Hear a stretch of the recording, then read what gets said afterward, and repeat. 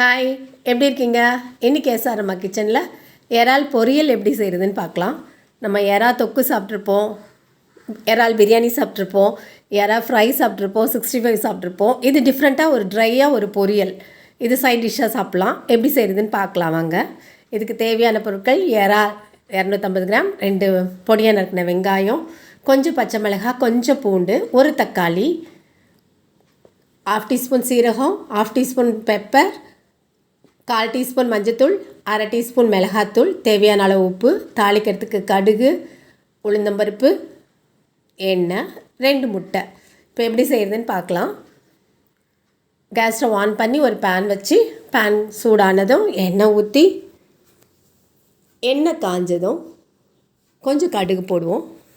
கடுகு பொரியும் போது உளுந்தும் போடுவோம். கூடவே கடுகு பொரியட்டும், உளுந்து செவக்கட்டும். செவந்ததும் நறுக்கி வச்ச வெங்காயத்தை போட்டு வதக்கலாம். கொஞ்சம் கருவேப்பிலை சேர்த்துக்கலாம். கூடவே பச்சை மிளகாய், பூண்டு பொடியாக நறுக்கி வச்சுருக்கோம்ல, அதையும் போட்டு வதக்குவோம்.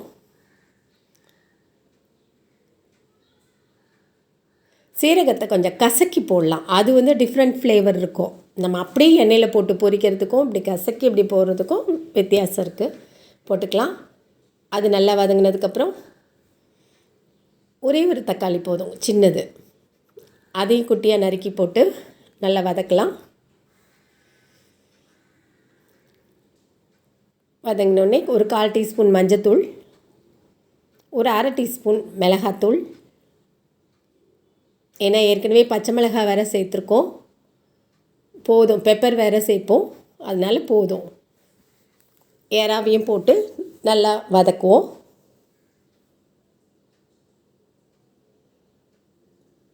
இறா நல்லா வதங்கட்டும். தேவையான அளவு உப்பு சேர்த்துக்கலாம், பெப்பர் தூளும் சேர்த்துக்கலாம். சேர்த்துட்டு நல்லா வதக்குவோம். நல்லா வதங்கினதுக்கப்புறம் மூடி வச்சிடலாம். கொஞ்சம் மூடி வச்சு நல்லா வதக்கலாம். இதுக்கு தண்ணி ஊற்றணும் கூட அவசியம் இல்லை, நம்ம எண்ணெய் ஊற்றிருக்கோம்ல, அதுலேயே அது வெந்துடும். இது ட்ரையாக செய்ய போகிறோம்ல, அதனால் தொக்கு மாதிரி இருக்க வேண்டாம். அதனால் அப்படியே சிம்மில் வச்சுருந்தா அது சீக்கிரம், பெரிய இறா சீக்கிரம் குக் ஆகிடும், ரொம்ப நேரம் எடுக்காது, சீக்கிரம் குக் ஆகிடும். அதனால் தண்ணி ஊற்றணும்லாம் அவசியம் இல்லை.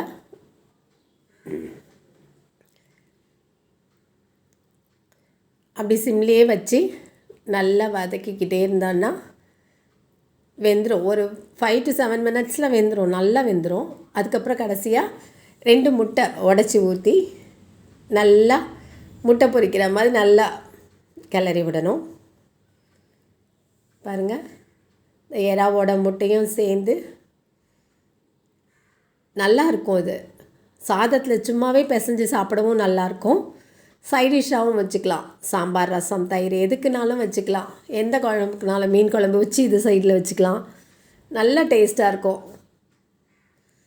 இறா தொக்கு பண்ணிவிட்டு இதை சைடில் வச்சுக்கலாம். பாருங்கள், ட்ரையாகவே இருக்கும். நல்ல வாசனை வருது. உங்களுக்கு வருதா?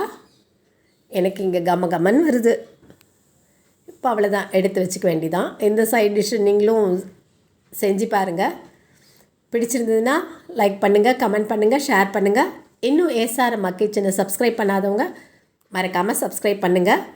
கூடவே பக்கத்தில் இருக்க பெல் சிம்பிளாக ப்ரெஸ் பண்ணி ஆல் கொடுத்து வச்சுக்கோங்க. அப்போ தான் நான் போடுற ரெசிபீஸ்லாம் உங்களுக்கு உடனுக்குடனே நோட்டிஃபிகேஷனில் காட்டும். மீண்டும் சந்திப்போம். நன்றி. டாட்டா, பாய்.